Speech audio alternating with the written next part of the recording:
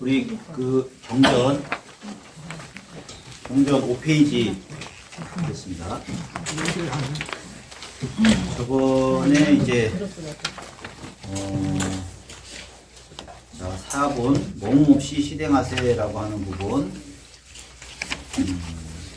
수고리와 보살들은 법에 대해 모음 없이 보시해야 합니다. 말하자면 형색들의 모음 없이 보시하고 소리, 냄새, 그러니까 감초, 관념들의 모음 없이 보시하라. 수고리와 보살들은 이와 같이 보시하되 형상들에 머무르지 않느니라. 왜냐하면 보살들이 형상들의 모음 없이 보시하면 그 복덕은 헤아리기 어렵다. 이런 이제 말씀이셨고요. 그러면서 이제 싼냐, 그러니까 상에 대해서 좀 설명을 했습니다. 여기서는 이제 구체적으로 그 싼냐, 상이라고 하는 게, 이거는 제가 상이라고 하는 거를 모양상 이렇게 얘기했지 않습니까? 또 이게 이런 같은 의미로 모양상에다가 이렇게 마음 심자 붙으면은 마음에 모양이 있는 거니까 이걸 생각이라고 이렇게 했고요. 그거를 이제 원어로는 싼냐라고 하는 말로 표현을 했습니다. 그래서 이제 싼냐가 뭐냐라고 했을 때 싼냐라고 하는 것은 있지 않지만 있다고 생각된 것, 그죠? 망상된 것 혹은 환상. 근데 그러니까 우리가 세계를 바라볼 때 그것을 있는 그대로 볼 수는 없거든요. 항상 우리가 가지고 있는 어떤 관념의 필터, 색안경, 오로지 대상을 보는 거예요. 그 틀을 가지고 보는 거지 그거 자체를 이렇게 볼 수가 없거든요. 그래서 그것들은 사실은 우리가 안 볼 수는 없어. 왜? 우리가 어떤 상이 없을 수는 없잖아요. 그죠? 그때 고양이 비유를 했지만은 고양이가 고양이인 걸 알아보기 위해서는 나름대로 고양이를 알아볼 수 있는 머릿속에 어떤 틀이 있어야 돼요. 그 이미지, 여기서 모양이라고 했지만은 모양, 여기 번역에서는 또 어떤 형상 이런 식으로 했지만은 그 이미지가 고양이다라고 하는 그 이미지가 머릿속에 있어야지 고양이를 보면은 아 이게 고양이구나 라고 이제 알아볼 수가 있다는 거죠. 근데 그것을 절대화하게 되면 문제가 생긴다는 거예요. 항상 내 머릿속에 보고 있는 내 안경이 하나의 색안경이다. 그래서 이 대상을 왜곡시켜서 볼 수가 있다라고 하는 그런 생각들을 좀 항상 가지고 계셔야 되는 거예요. 그래서 나의 진리가 그것이 반드시 옳은 것이다라고 하는 것을 의심을 가져야 된다는 거예요. 부처님이 특히 이 부분을 이제 강조하신 게 뭐냐면은 이렇게 얘기해요. 부처님이 뗏목의 비유를 하시잖아요. 그러니까 나의 법이라고 하는 거 뒤에 이제 분에 나오죠. 뒤에 바로 뒷편이 나오는데 나의 법, 부처님의 나의 말이라든가 가르침이라고 할지라도 마치 그것은 뗏목과 같은 것이다. 뗏목이라고 하는 것은 그게 절대적인 게 아니라는 거예요. 너희가 고통 속에서 살다가 이 법을 통해 가지고 만약에 벗어났다고 한다면은 감기 걸렸어. 감기약 계속 먹을 이유는 없잖아요. 그렇죠? 끝까지 가져가야 될 그런 고정적인 법은 없다는 거예요. 네가 그때 필요하게 되면은 거기서 먹고 거기서 만약에 해방됐고 풀려나고 병이 나았다. 그러면 그거는 버리고 가도 된다. 라고 하는 거예요. 그러니까 모든 진리라고 하는 것이 절대적인 진리를 중요하는 게 아니라 뗏목과 같은, 그죠? 그냥 하나의 어떤 방편으로서. 근데 이거를 끝까지 고집하게 되면 그건 절대 진리가 되는 거거든요. 우리가 그런 표현 있잖아요.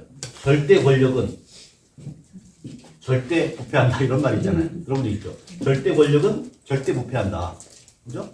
아무리 좋은 의도를 가지고 있는 사람이라고 할지라도 그 사람은 권력을 쥐어가지고 누구도 거기서 반응하지 않고 비판하지 않으면은 절대 권력은 절대 부패한다라고 말이 있듯이 절대 진리는 그게 하락으로 가기가 쉽다는 거예요. 왜? 그 진리를 내가 가지고 있으니까 니들은 나한테 다 꿇어 이런 식으로 되거든요. 그렇게 되면은 사람들마다 다 각자 자기 절대 진리를 주장하게 되면 어떻게 되겠어요? 싸우는 거죠. 우리 신이 최고야. 뭔 소리야? 우리 신이 최고야. 웃기고 있는 한들이 싸우는 거죠.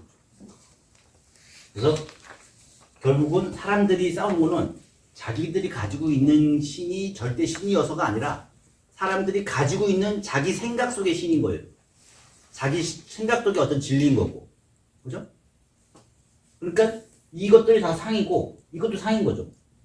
결국은 인간의 사회 생각이라고 하는 거 벗어나지 않으니까. 그러면은 항상 그거에 대해서 자기의 진리에 대해서 유보적인 생각을 가지는 것. 그리고 다른 사람에게도 진리가 있다라고 그런 걸 인정해 주는 것. 그 안에서 사실은 평화가 이루어질 수 있는 거거든요. 그런 이제 아이디어들이 사실은 여기 있다. 라고 하는 거. 그래서 보면은 소리나 냄새나 미각이나 감촉 그런 것을 이제 바깥 경계들이잖아요. 근데 바깥 경계 그 자체로 수 있는 게 아니라 나에게 들어오게 되면은 나의 필터에 여과가 된다는 거죠. 그냥 그대로 보이지가 않는다는 거죠. 그게 항상 그렇기 때문에 상이 된다는 거예요. 예를 하나 들어볼게요. 자, 어떤 소리가 있습니다.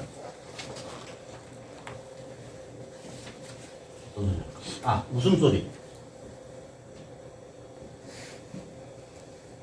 하하하, 깔깔깔. 무슨 소리 아시죠? 이게 그냥 웃는 소리면 어때요? 뭐 좋을 수도 있잖아요. 그죠? 재밌고 즐겁고. 이게 제가 이제 경험한 거라는 걸 말씀드릴게요. 사람들한테 이게 어떻게 이게 들려지나? 한 번은 이제 카페에 이렇게 앉아 있었어요. 커피를 마시면서 우아하게. 근데 저쪽 편에서는 이제 하여튼 고등학생 정도 된 학생들 몇 명이서 자기들끼리 그냥 마시면서 깔깔깔 하고 오는 거죠. 그 나이 때는 뭐가 이렇게 즐거운지 몰라. 맞아. 찌찌찌 깔깔깔. 이제 보기가 좋잖아요. 듣기 좋고. 그래서 나는 이제 한쪽에서 우아하게 마시고 깔깔깔 웃고. 근데 마침 그 타임에 여기서 애들이 이렇게 있는데 어떤 사람이 딱 들어왔어. 자기도 커피 마시고 싶어서 가게 들어왔겠죠? 근데 그때 애들이 하하하고 막 자기들끼리 깔깔 웃는 거야. 이 사람이 딱 들어오자마자 이러는 거야. 사람이 들어왔는데 웃겨? 왜 웃고 그래?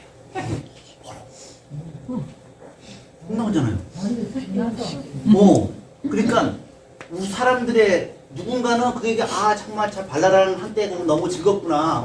삼새가 날아가다가 똥만 싸도 즐겁구나. 막 이제 그런 그런 때인데 들어오는데 딱 저도 들어오는데 애들이 웃으니까 뭐야 이 사람은 어떻게 했어요? 그러니까 자기 뭐 피의식일 수도 있고 자기 자신에 대한 그런 자존감 이런 게 상당히 이제 낮은 류의 사람들이겠죠. 그래서 세상에 어떤 소리가 그냥 그건 소리예요. 소리 자체는 잘못이 없어요. 그렇죠? 무슨 소리면은 누군가에게 상당히 즐겁게 들을 수가 있는 거죠. 근데 그걸 듣자마자 그게 자기에 대한 비웃음, 비난으로 들린 거예요. 그러니까 화가 나는 거야. 왜 나를 비웃어? 그래서 애들한테 걸어. 그 뭐냐면은 싼냐라고 하는 게 어떤 소리가 그죠?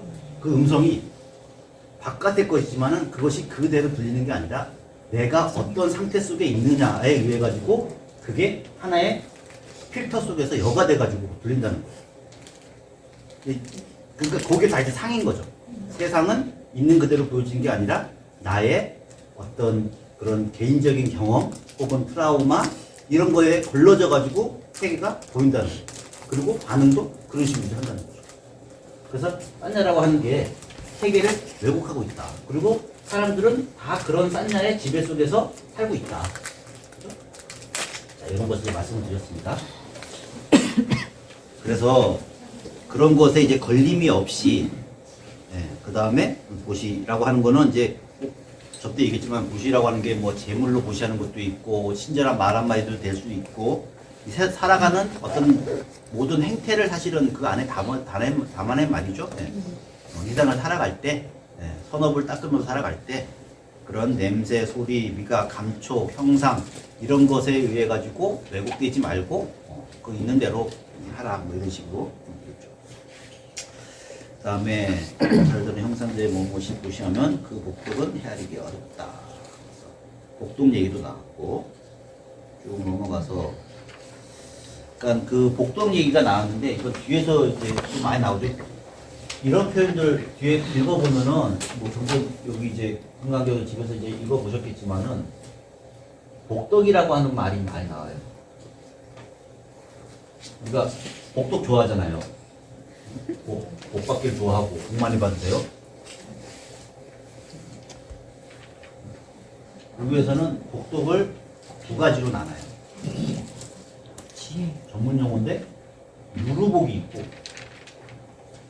무루복이 있어.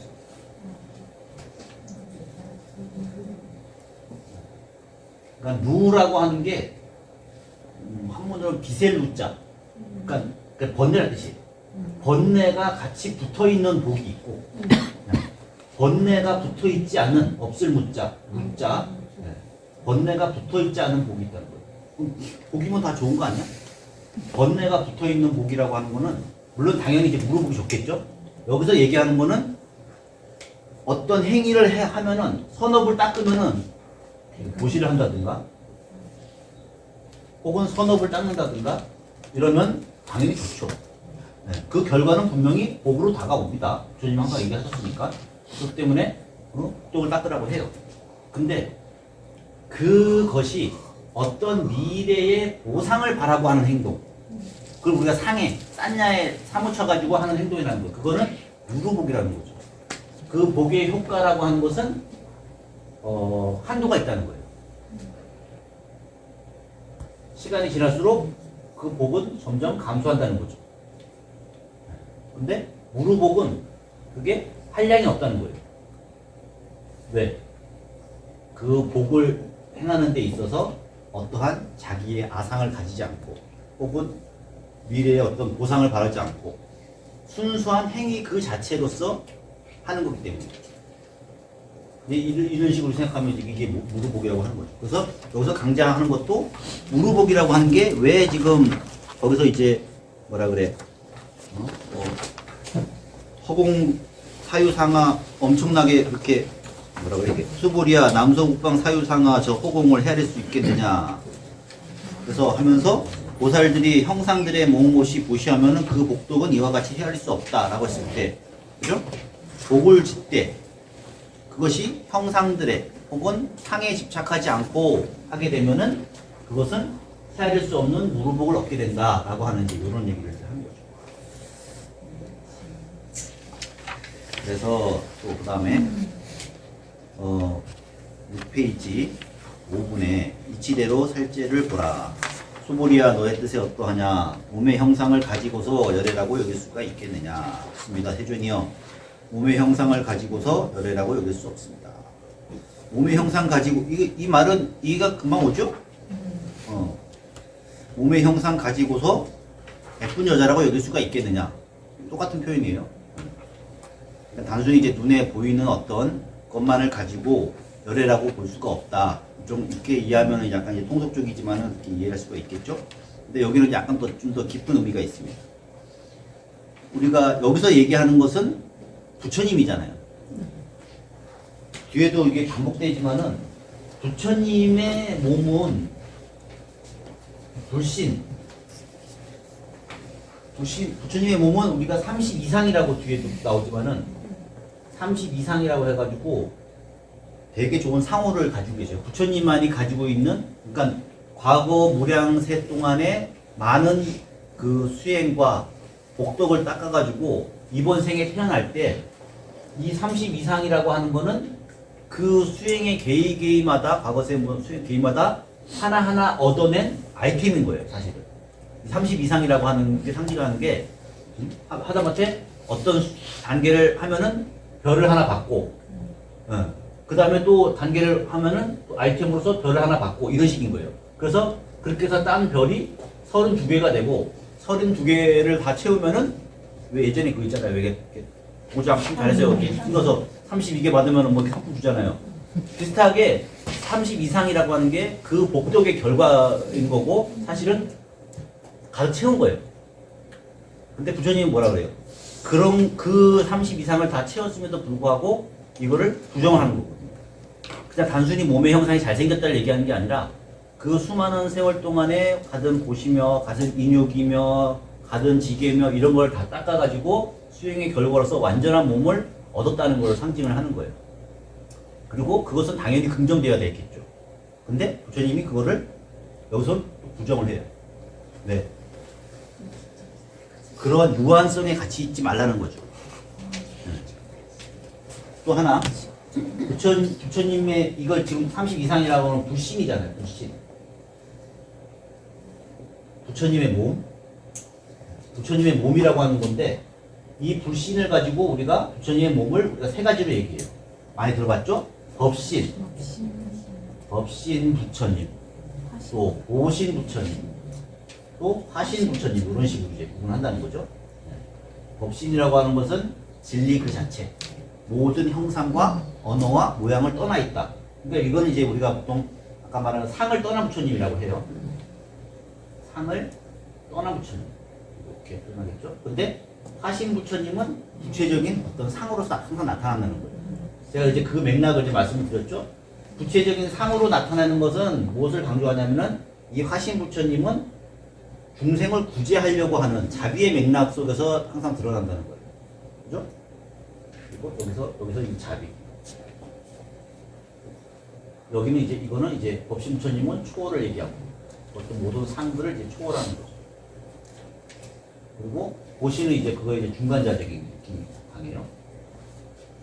그러니까 요 두 개가 서로 이제 긴장 관계에 있다라고 하는 거. 법신 부처님은 상을 초월해. 근데 상을 초월하고 상이 전혀 없으면은 구체적인 중생의 구제라고 하는 맥락이 없단 말이에요. 근데 구체적인 중생의 구제에 자비 실천의 맥락이 있다면은 상을 나타내야 되고 모양을 나타내야 되고 언어로서 표현돼야 되는데 그것은 또 그 시간 속에서 어떤 이제 부채가 된다고. 그러면 거기에도 제한을 받는다고. 사람들은 말을 듣면 부처님이 이렇게 얘기했어. 부처님이 이렇게 생겼어 하면은 거기에 또 얽매이기 때문에 또 상을 이제 초월해야 되는 이런 측면이에요. 그러니까 부처님의 이 두 가지 측면이 서로 이제 모순되어 있는 관계 속에 있는 거예요. 이거는 하나는 상을 나타내고 있고, 법신 부처님은 상을 초월하고 있고, 그러니까 부처님은 상을 초월하면서도 상에 구애되지 않으면서도 또한 상을 나타내는 이런 측면. 이 뒤에 두 가지가 이제 같이 동시에 나타나는 거예요. 그래서 우리가 항상 보면은 요 두 가지 중에 사람들은 어떠한 하나에만 이렇게 꽂혀 있는 경우가 많아요. 보통 보면은 제가 이제 실제로 이제 그런 경우를 이제 당한 적이 있었는데 어떤 스님이랑 이제 같이 갔어요. 근데 그 스님은 조금 이제 자기 나름대로 어떤 수행법이 있겠죠. 수행을 하시는데 제가 이제 법당 앞을 이렇게 지나갑니다. 우리가 법당 앞을 이렇게 있으면 법당을 지나가면은 부처님께 이제 합장 인사하고 특히 이제 법당에 문이 열려있던 하면은 그냥 집중 가지 않잖아요. 지나가면 법당 앞에서 이제 부처님께 인사하고 이제 갑니다. 이 스님이 저한테 뭐라고 했냐니 거기 뭐가 있다고 절을 하던가? 그렇게 얘기해요. 그 스님도 공부를 한 스님이잖아요. 네. 그러니까 이제 불교를 아시는 분이에요. 네. 그러니까 그분이 얘기하는 거는 어떤 상, 그죠? 어떤 상, 아무리 상이 훌륭하다 할지라도 그 상을 가지고 부처님이라고 여겨가지고 가면 안 된다라고 하는, 그죠? 그런 상을 초월한다고 하는 건, 네. 상에서 벗어나고 상에서 구애받지 않는다고 하는 그 생각이 매우 강한 거야. 그러니까 제가 그거 하고 지나가니까 이제 그 얘기를 이제 하는 거예요. 아, 나를 저를 보고 이제 스님은 상에 지금 집착하고 있구만. 거기에 어떤 부처님이 계시다고 인사를 하는가 이런 하는 거죠. 이제 그거는 뭐냐면은 여기 이제 포인트가 강한 거예요. 근데 또 어떤 분들은 보통 이제 절에서 신앙생활 하실 분들은 그 부처님의 형상에만 너무 막 그렇게 하신 거예요. 네. 얽매여가지고 그런 것도 있잖아요. 요즘에 뭐 이거 적당히 딱 맞는 얘기는 아닌데 어떤 분이 이제 아무 이제 초심자분이 저희 법당에 보면은 이제 법당에 이렇게 있으면은 부처님이 있는 이제 억한이 있잖아요. 부처님 모셔져 있고 지붕 있고 여기를 이제 이렇게 들어갔어요. 보통은 사찰 예전에서는 이제 여기는 이제 이제 여기 부처님 딱 앉아 계시고 여기는 이제 스님들만 이렇게 들어가고 있고 이제 일반 신도들은 이제 이쪽 문을 보통 많이 이용하지 않습니까? 그래서 억한에는 들어가지 마시고 뭐 이제 이런 표현이 있는데 처음 오시는 분이 들어갔어요. 모르잖아요. 그죠? 그냥 출입문이니까. 근데 이제 어이구 큰일 날려고 그래서 이제 걸어. 네. 이 문은 뭐냐면은 이 문이라고 하는 상 부처님을 그렇게 한번 이렇게 하면 안 돼라고 하는 그런 상에도 집착한 거예요. 그러면 그분은 또 여기에 또 너무 이제 매몰되어 있는 거죠. 그러니까 사실은 여기도 매몰되지 말아야 되고 상을 초월한다고 하는 상이 없음이라고 하는 거 무에도 집착하지 말아야 되고 아까 그 스님처럼 또 한편으로는 상에도 매몰되지 말아야 되고 이게 참 어렵거든요. 이거를 이제 그래서 어떤 상황에서는 상에 집착하지 말아야 되고 또 어떤 상황에서는 또 상을 또 어느 정도는 그걸 이용해 줄 필요가 있는 거죠. 요런 게 이제 그러니까 요런 밸런스감이 사실은 있어야 돼요. 어느 한쪽에만 딱 서게 되면은 너무 이렇게 그 상에만 집착하게 되면은 부처님 상호가 좋다 여기에도 집착하게 되고 거기 누가 막 손대려고 하면 큰일 날려고 막 이러고 이제 활짝 좀 그게 아니거든요. 그냥 상은 상이에요. 모양은 모양이고. 자, 이 문제는 근데 또 다양한 상황에서 많이 나타나요. 예를 들어보세요. 그 이제 봉선사에 이제 있는데 거기 작년 올해 중간쯤에 거기 이제 우리 이 책 쓰신 오른 스님이 입적하셨어요. 입적 돌아가신 거죠?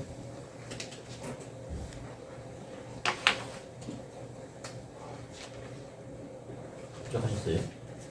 그래가지고 이제 스님 돌아가시면 이제 답이 큰 스님이니까 답이를 이제 그 이제 5일장인가를 했어요. 그리고 이제 답이하면 이제 이렇게 돌게 해가지고 이제 연화대를 해가지고 이제 그걸 이제 화장을 하는 풍습이죠. 뭐 사람들도 뭐 이제 어쨌든 뭐 그 업적도 상당히 크고 번역도 많이 하시고 공부사라고 한 철도 이제 상당히 이제 큰 절이기 때문에 전국에 있는 스님들이 많이 와가지고 이제 그렇게 이제 장례를 치렀습니다. 거하게 치렀어요. 근데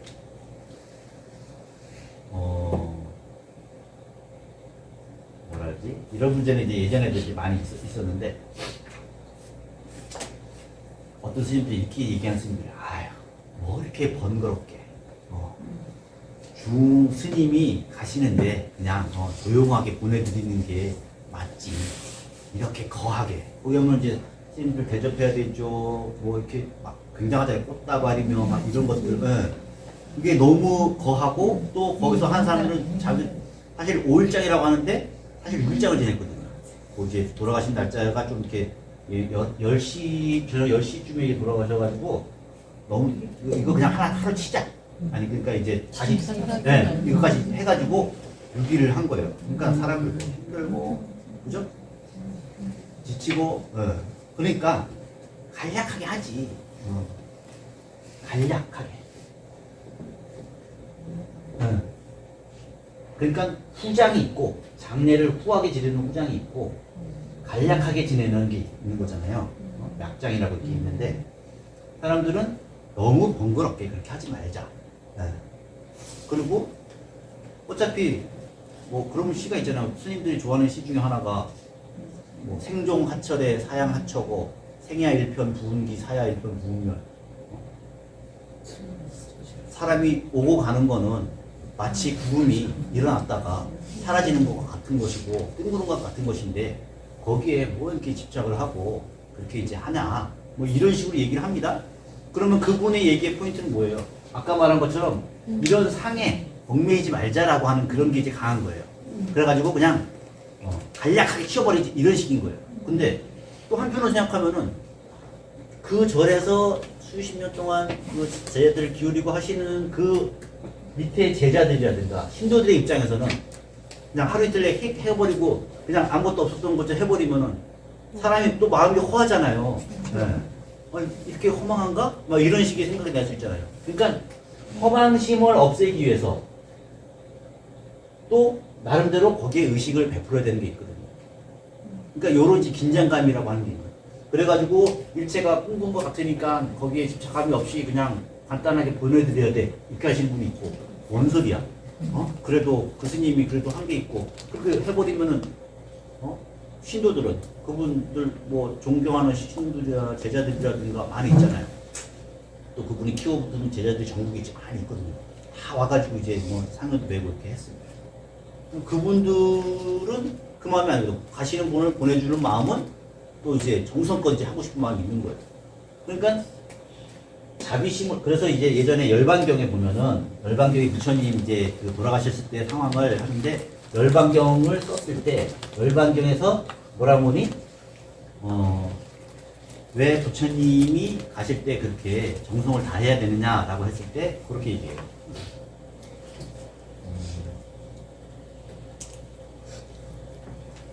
사람들이 허망심을 내게 되면은 부처님도 끝났구나, 부처님도 없구나, 이 상에 집착하는 거죠.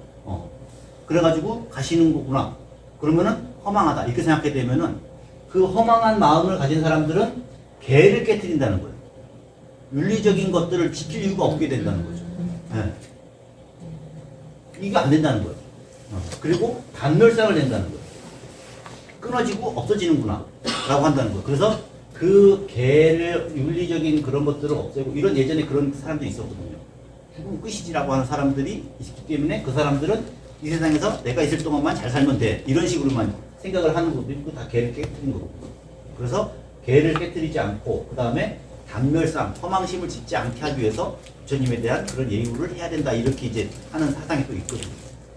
그러니까 이 모든 아까 말한 것처럼 상이라고 하는 것을 한편으로는 우리가 거기에 집착하지 않고 초월해야 되는 측면도 있지만 또 한편으로는 그것을 정성스럽고 다 이렇게 이제 갈머리부리 해야 된다라고 하는 그 맥락도 사실은 이제 같이 들어있는 거예요. 그러니까 이게 쉽지가 않은 거예요. 이제 그런 거는 이제 그런 걸 뭐라 그럴까요? 중도라고 얘기하거든요. 유와 무.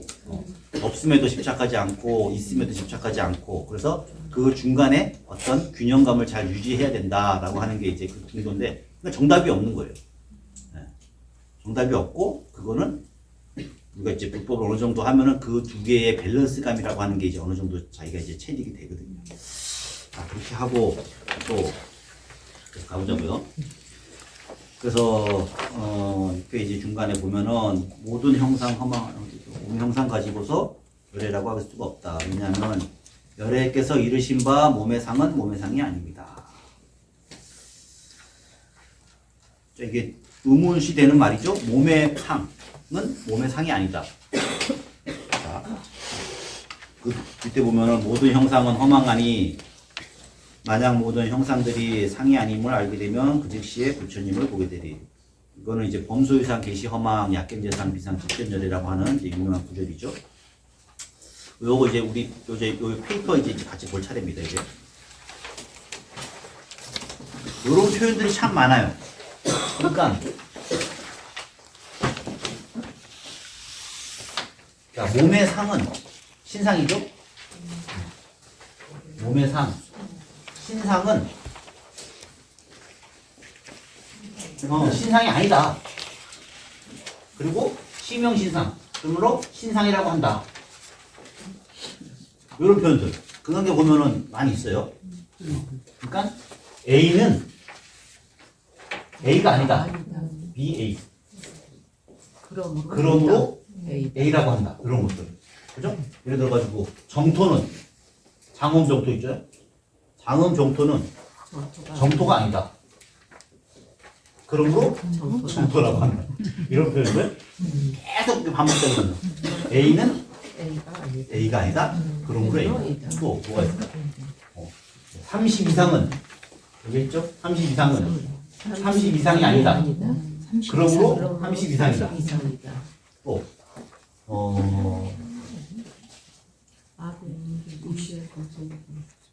많은데 정법은 같은 법칙은 많아요. 정법은 정법이 아니다. 정해진 법이 아니다. 그러므로 정법이다. 뭐야 이거? 이런 표현들이 많아요. 그걸 정리한 게 이제 이 표예요. 같이 볼게요. 그래서 여기 보면은 A는 A가 아니다. 그러므로 A다. 이게 근데 이게 이제 요것만 이해하면은 금방경은 이제 대충 이제 어떤 식으로 이제 얘기가 되고 있는구나 라고 하는 걸 이제 알 수 있다는 거죠. 그래서 이제 그거를 한목에 이제 정리를 했습니다. 이거 뭐 앞뒤로 했는데 다 한 건 아니고 중간에 한 14분까지만 나와 있는 것을 이제 정리를 했거든요. 한번 읽어보자고요.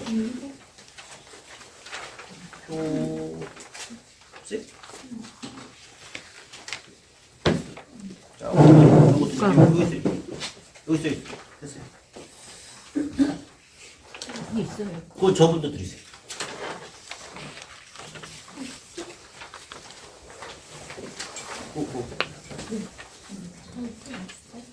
다 있어요? 요거 옆으로 보는 거 집중한 거. 여기 받았어. 네, 받았어. 사실 근데 요거는 이제 여기서 처음 나오는 게 아니라 그 대승 정종분에 이미 그런 이제 우리가 지금 이제 보면은 아시겠지만은 대승 정종분에부터 요런 이제 구조로 되어 있다라고 하는 거를 지금 제가 보여드리려고 한 거예요. 대승 정종분에 보면은 뭐 일체 중생기류 뭐 해서 아래서 태어난 것, 태에서 태어난 것들 그런 것들을 내가 모두 구제하여서 뭐 멸도에 들게 하였으나 실로 멸도를 얻은 중생은 아무도 없었다. 요 얘기가 대선 정정분에 나오고 그게 긍정의 핵심이라고 했잖아요. 거기에서 이미 나온 거예요. A는 not A. A가 아니다. 그러므로 A다. 그러니까 처음에 A는 이라고 하는 것이 긍정이에요. 긍정. 긍정. 그 다음에 not A는 A가 아니라는 이건 부정이죠. 그 다음에 맨 마지막 거는 이거는 대긍정이라고 할게요. 이런 이제 구조로 되어 있다는 거예요. 처음에 어떤 주제에 대해서 긍정적인 어사를 사실은 해요. 근데 그거를 한번 부정을 해요. 부정하는 거는 그 긍정된 어떤 거에 대해서 자기의 상, 아까 말한 싼냐로 인식될 위험이 있다는 걸 한번 경고를 해주는 거예요. 그리고 그 부정을 거쳐야지만이 그것은 처음에 긍정됐던 것은 진정으로 긍정될 수 있다. 대긍정이다. 이런 이제 구조를 되어 있거든요. 그래서 처음에 이제 3분의 이제 대승 종정분에 보면은 가히 없는 중생들을 내가 모두 제도하겠다. 이건 뭐예요? 중생들을 구제하겠다. 라고 하는 것. 그 아까 우리 A, B라고 했을 때 자비와 지혜라고 했을 때 지혜와 자비라고 했을 때 자비의 실천이잖아요. 그죠? 자비의 실천이고 중생들을 개조한다. 자, 자비의 실천이에요. 그거는 이제 일단은 긍정되죠? 근데 자비 그 자체로 긍정되는 게 아니라 이게 한번 부정되는 거예요. 왜? 자비를 했다고 하는 내가 그걸 행했다고 하는 나의 상 그것을 깨야 된다는 거예요. 그게 부정되어야지만이 그 다음에 비로소 그거를 우리가 자비를 행했다라고 이름할 수가 있다는 거예요. 그래서 그 구조가 이렇게 된 거예요. 가히 없는 중생들을 내가 모두 제도하리라. 그래서 여시몰도 무량 무슨 무변 중생 이렇게 얘기했죠. 근데 어때요? 실로 제도 부준 중생이 아무도 없었다라고 이제 한번 이제 부정이 되는 거예요. 그래야지만이 올곧게 이게 크로스 돼야지만이 긍정과 부정이 돼야지만이 그게 옳게 자비를 닦은 것이고 옳게 복덕을 이룬 것이다라고 하는 거죠. 그래서 긍정과 부정과 대긍정의 이런 이제 구조로 되어 있다는 거예요. 그래서 4분도 마찬가지죠. 이와 같이 보시하되 그런 어떤 행위의 긍정이죠. 자비적 실천이죠. 근데 형상들에 머무르지 않는다. 무주상이라고 하는 것, 그죠? 무주어상, 형상들에 머무르지 않는다. 거기에 내가 했다고 하는 그 산량, 안입이 설신을 이런 것에 이제 색상의 미처법 이런 것에 머무르지 않고, 그죠? 나의 그런 어떤 이제 그 세계에 대한 왜곡된 필터를 가지지 않고 이제 했다는 것이고, 그래서 뭐라 그래요? 맨 마지막에 그러므로 그 복덕은 헤아리기 어렵다. 라고 이제 이렇게 이제 이야기가 된다는 거죠. 지금 좀 전에 우리가 읽었던 4분이 그런 구조로 되어 있고, 그 다음에 5분도 마찬가지입니다. 열애께서 이르신 바 몸의 상은 가히 신상이죠. 예, 몸의 상은 몸의 상이 아니라는 거예요. 예, 단순히 그냥 신상, 몸의 상을 얘기한 것이 아니라, 그죠? 외모를 이야기한 게 아니라 부처님이 닦은 그 공덕, 그걸 우리가 30 이상이라고 얘기했지 않습니까? 예, 그 공덕이 표현된 게 30 이상인데. 그렇게 해서 내가 30 이상을 닦아서 모든 수행을 해서 내가 이런 30 이상을 얻었어 라고 하는 그 상을 짓지 못하게 하기 위해서 30 이상은 30 이상이 아니다 라고 하는 이제 이런 식의 표현을 하는 거예요. 그러면 어떻게 되겠어요? 그래야지 이 모든 수행의 공덕이라고 하는 것이 비로소 이루어진다는 거죠. 신상이 이제 최종적으로 긍정이 되는 거죠. 또 이제 5분에 보면 좀 전에 읽었었던 거 모든 형상은 허망하니, 그죠? 모든 형상, 상도 또 허망하다라고 하는 거 부정되고 있죠. 또 만약 모든 형상들이 상이 아님을 알게 되면 부처님을 보게 된다라고 하는 것. 예. 그럼 이제 A, not A, 그 다음 그러므로 A. 이런 이제 구조 속에 이제 배대가 된다라고 하는 거. 네, 그거 이제 보시고 확인을 하시면 됩니다. 또 법에 집착하지 말며 법에 아님에 집착 또한 말지라. 그것도 이제 뒤에 이제 나오는 부분을 미리 이제 읽은 겁니다.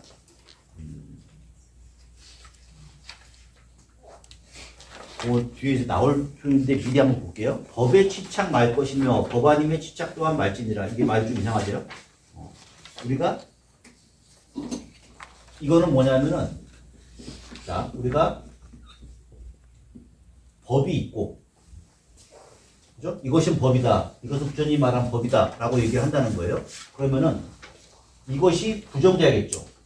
법은 법이 아니다. 이렇게 부정이 되겠죠. 그러면은 그래서야 비로소 그것은 부처님의 바른 법이라고 할 수 있다. 이렇게 되겠죠. 그러면은 법이 부정되어야지만이 사람들이 이렇게 생각하는 거예요. 법이 부정되어야지만이 되는구나. 라고 해가지고 다시 이 무라고 하는 상에도 짓는단 말이에요. 그러면은 보세요. 이 무라고 하는 것도 하나의 상이잖아요. 네. 법이 아니다라고 하는 상을 짓는단 말이에요. 그러면은 다시 이거를 요 자리에 배려해가지고 법이 아니다라고 하는 그 상조차 부정되는 거예요. 그래서 법이 아님도 아니다라고 이렇게 되는 거예요. 이중부정이 되는 거잖아요. 그렇죠? 그러면은 봐봐요. 법이라고 하는 거 처음에 긍정했어요. 근데 법을 법 아니야. 법이라고 하는 그 고정된 법이라고 하는 건 없어. 근데 이미 그것도 이제 하나의 이제 고정관념이 되는 거예요. 그렇게 되면은 그 말은 그런 상황적인 유동 속에서 고착돼 버린다는 거죠. 그래서 다시 이거를 이제 부정을 하는 거예요. 그래서 이번에는 법이 아니다라고 하는 그 생각을 이번엔 다시 부정을 하는 거예요. 법이 아님도 아니다 이런 식으로. 그죠? 그 표현이 지금 그 뭐예요? 법에 집착 말 것이며 법에 집착 말 것이며 그죠? 그 다음에 법 아님에 법을 부정하죠? 그걸 또 애도 집착하지 말 것이며 이렇게 되는 거죠. 네. 그러니까 이거를 있음이라고 얘기한다면은 있음을 부정하게 되면은 여기는 없음이 되겠죠. 근데 불교가 무를 주장하는 종교가 아니거든요. 네. 왜냐면 무라고 없다, 허망하다 이런 거 쓸데없는 거야 라고 아까 이제 하는 것처럼 뭐 당대 지내는 것처럼 거기에 집착하는 것도 하나의 자기의 상이라는 거예요. 그렇기 때문에 그 무라고 하는 상도 또한 부정돼야 된다는 거죠. 되게 왔다 갔다 하는 것 같죠? 네. 그런 식으로 이제 구조가 되어 있다는 거. 이게 상당히 좀 어려운 표현인데, 근데 이런 말들이 많이 나오니까 이거를 어떤 식으로 이해할 수 있는 틀을 이제 만들어 보자는 거예요. 네. 그래서 나머지 표현들도 그런 식으로 이제 긍정이 된다는 거예요. 제가 여기서 봤을 때 다른 어디 가서 이제 강의를 들으시면 어떤 스님들은 요 세 번째 거 이거는 이제 별로 의견이 없는데, 근데 이제 다른 해석이 있습니다. 보통 이거를 여기서는 이제 시명자비, 시명신상, 시명법, 시명 정토 뭐 이런 식으로 시명 이렇게 해보자고요. 이렇게 표현이 되어 있거든요. 그래서 이렇게 얘기해요. 어떤 분들은 그것이 법은 법이 아니야. 그냥 단지 이름이 법일 뿐이야. 이름만 짝 붙였으니까.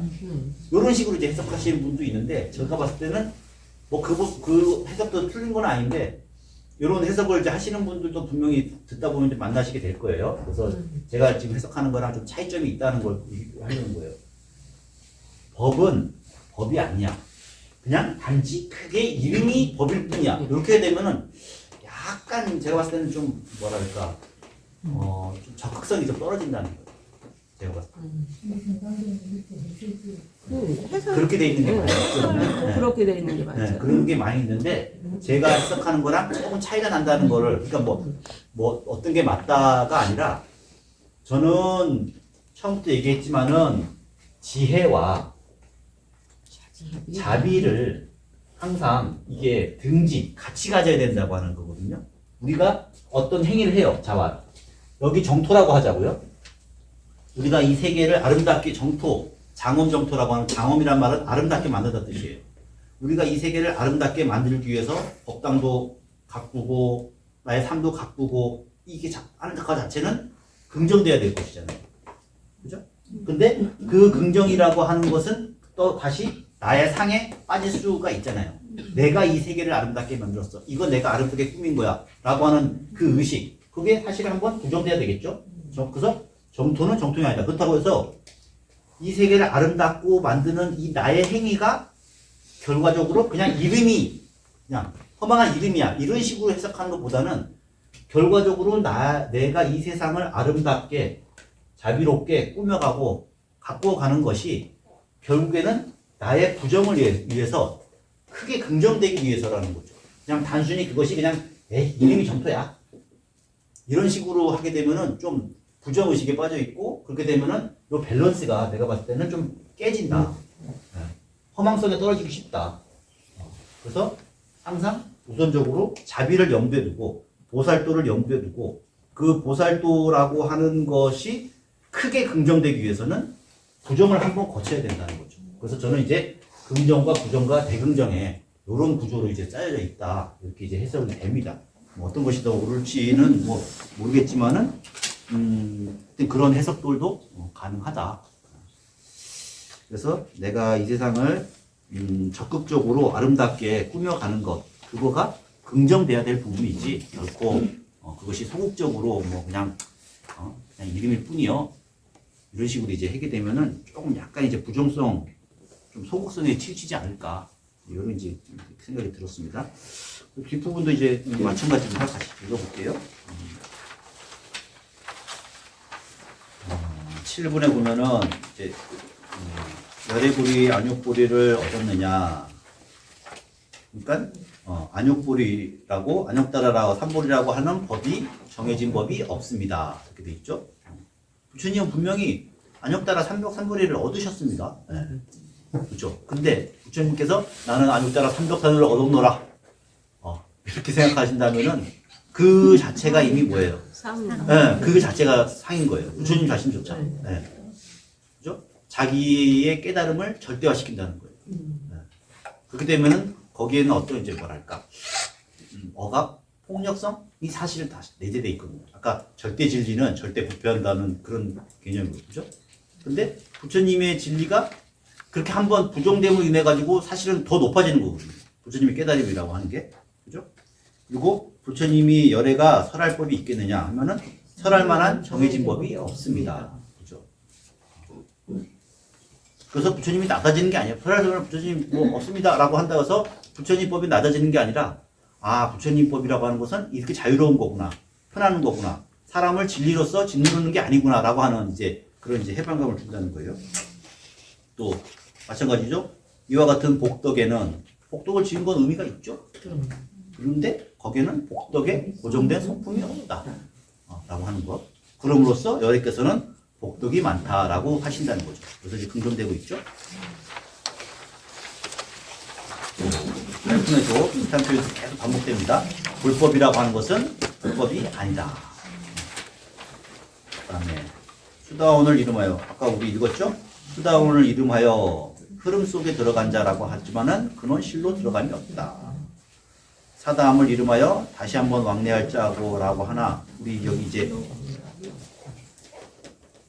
이거 이제 수다원, 사다함, 안함 이런 것들은 이제 수행의 계위를 이야기합니다.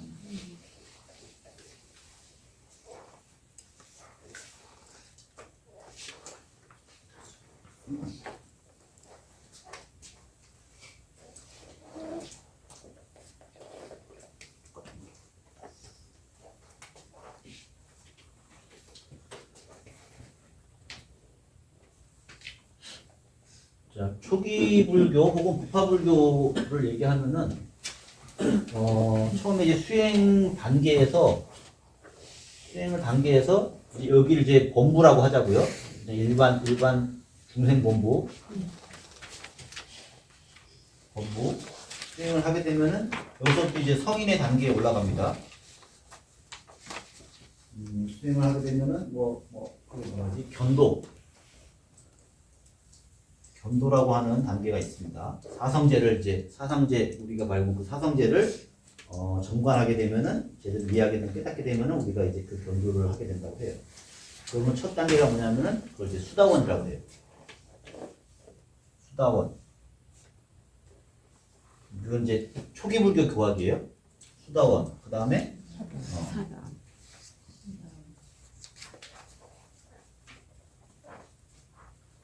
그다음에 사다함, 아나함.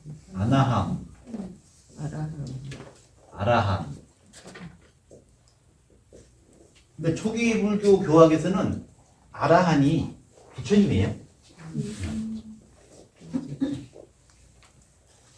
아라한은 부처님입니다. 우리 보통 열애 은공 정병지 부처님을 할 때 은공이란 말을 쓰잖아요. 은공. 마땅히 공양 받으실 분. 그건 이제 아라한을 다른 말로 이제 은공이라고 한다는 거죠. 그건 이제 부처님이라는 뜻이에요. 그러면은 요렇게 이렇게 계단을 밟아 올라가면은 이제 아라한이 되신다라고 하는 거예요. 그런 대승불교에서는 이제 이 아라한의 급이 좀 낮아집니다. 우리 나한이라고 해가지고 약간 이제 부처님보다 급이 이제 떨어지게 되긴 하는데 어쨌든 이렇게 된다는 거예요. 근데 이거를 이제 수다원은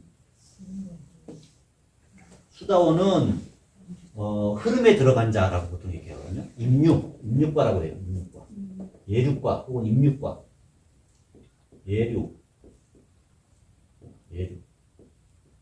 예륙과. 얘는 예방한다 뭐 이런 뜻이에요. 들어간다는 뜻은 똑같은 거예요. 성인의 여기서 또 성인인데 성인의 흐름 속에 들어갔다라고 하는 뜻이고 사다음은 일례과라고 해요. 일례. 뭔 뜻이냐면은 사다음을 번역하면 일례라는 뜻인데 우리가 윤회를 하잖아요. 네, 윤회를 하게 되면은 그 수다원과에 수행해서 수다원과 들어가면 윤회를 7번 안에 깨달음을 얻는다 해서 그러니까 7번 이상 윤회하지 않아요. 그 안에 다 된다는 거예요. 부처님 부가라고 된다는 거예요.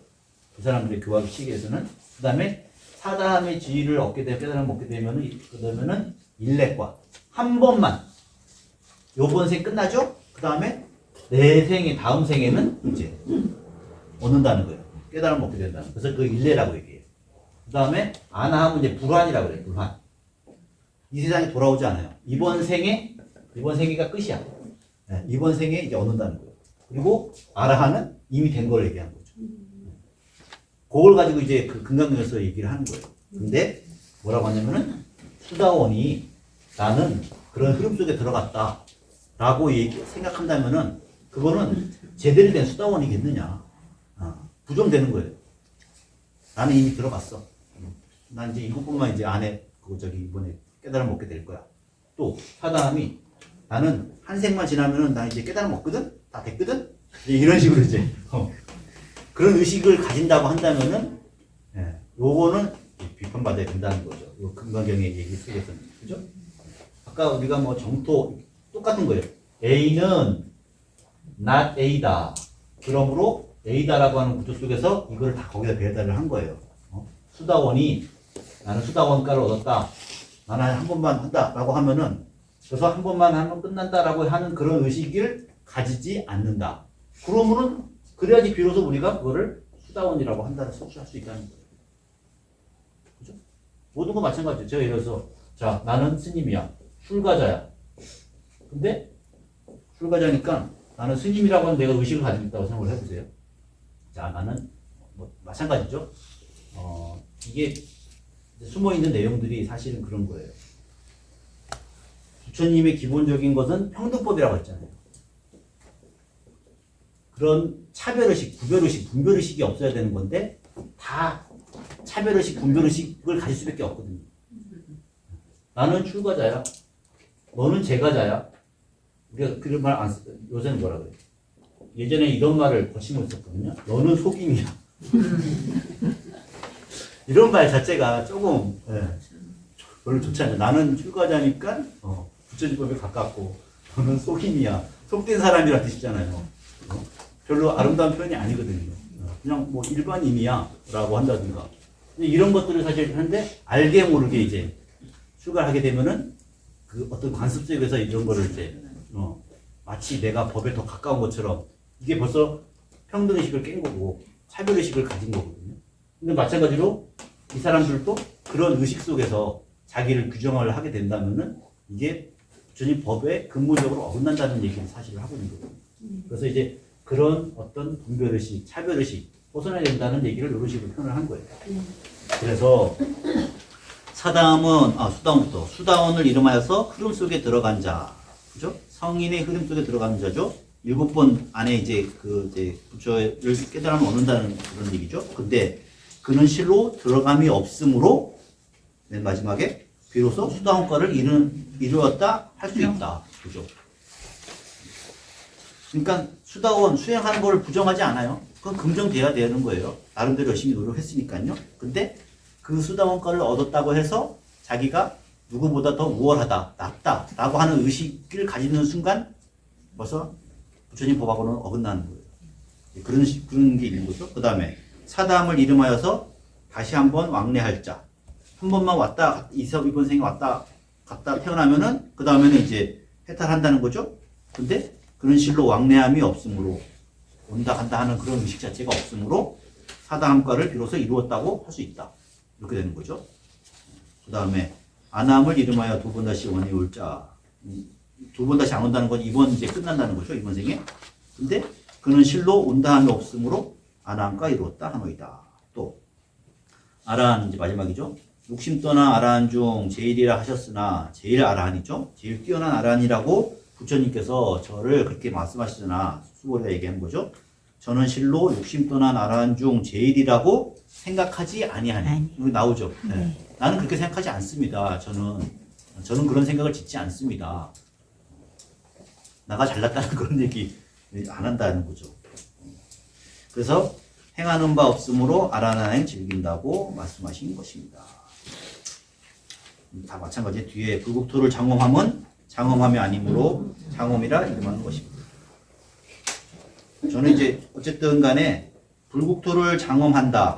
우리가 이 세계를 정토로서 만들기 위해서 아름다운 세상을 만들기 위해서 노력한다 라고 하는 것이 사실은 긍정돼야 된다. 그리고 근데 그러한 의식 속에 내가 그런 걸 했으니까 내가 뭐 나에게 좋은 일이 있겠지 라고 하는 그 의식을 버리게 되면은 그렇게 되면은 그 후에야말로 이 세계가 사실 아름답게 될 수가 있다는 걸 얘기하는 거죠. 그 다음에 사람 몸이 수미상과 같다 하면 크다 하지 않겠느냐. 어떤 사람은 뭐 좀 표현이 그렇습니다. 사람 몸이 수미산과 같다는 말이 뭐 수미산처럼 큰 사람이라고 하는 뜻보다는 여기서는 이제 약간 상징적으로 어떤 위대한 사람이 있다고 해보자고요. 뭐 많은 예를 들어 예전에 카네기 얘기를 했지만은 카네기가 돈을 벌 때는 조금 욕을 많이 먹었던 것 같아요. 근데 자기 전 재산을 거의 그 미국의 그 뭐라 그러지 도서관이 그 전국에 이제 한 3,000개 정도를 자기가 카네기 재단에서 기부를 해가지고 그걸 지었다고 해요. 한 사람이 도서관 3개도 짓기 힘들 텐데 3,000개의 도서관을 미국 그쪽에 기부를 해가지고 그 이제 좀 가난한 지역에 책 보기 어려운 사람들 많이 가가지고 책도 많이 보고 그런지 기부를 한 거라고요. 그런 행위들을 봤을 때 우리가 그 사람은 참 위대한 사람이구나 라고 얘기할 수 있다는 거죠. 그러면 사람 몸이 수미산 같다라고 하는 것을 비유한다면은 수미산처럼 정말 큰 일을 한 사람이구나 라고 할 수가 있다는 거죠. 그럼 칭찬받을 만한 일이죠. 근데 그의 몸은 몸이 아니므로 그런 이제 공덕들을 내가 했노라라고 하게 되면은 이제 안 된다는 거고 부정한다는 거고. 그래서 그제서야 큰 몸이라고 이름할 수 있다. 또 금강반야 바라밀은 이제 같은 논리가 계속 나는 거예요. 금강반야 바라밀은 금강반야 말이 아니다. 그래서 이 경전에 금강반야 바라밀을 쓸 수도 있다. 이런 식으로 같은 패턴이 이제 반복되는 것만 이제 아시면은 이제 아시고요. 또 대천세계 티끌들은 티끌들이 아니다. 그런 거 티끌이다. 30 이상 상호들은 30 이상 아니다. 부처님의 30 이상의 그런 상호들은 상호들이 아니다. 그러므로 30 이상이라고 이름을 쓴다. 하여튼 이런 식으로 되어 있다. 그래서 뒷부분도 마찬가지로 그런 식으로 되어 있으니까 경전은 이제 뒷부분까지 한번 쭉 읽어 보시면서 그런 틀로 한번 이해를 한번 해보시면 괜찮을 것 같습니다. 자, 오늘 시간 딱 뭐 맞게 끝난 것 같은데 질문 있으신 분들은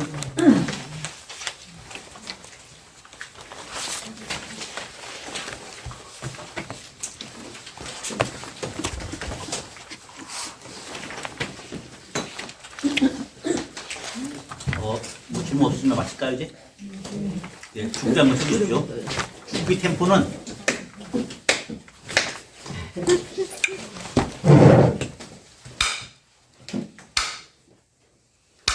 예, 감사합니다. 감사합니다.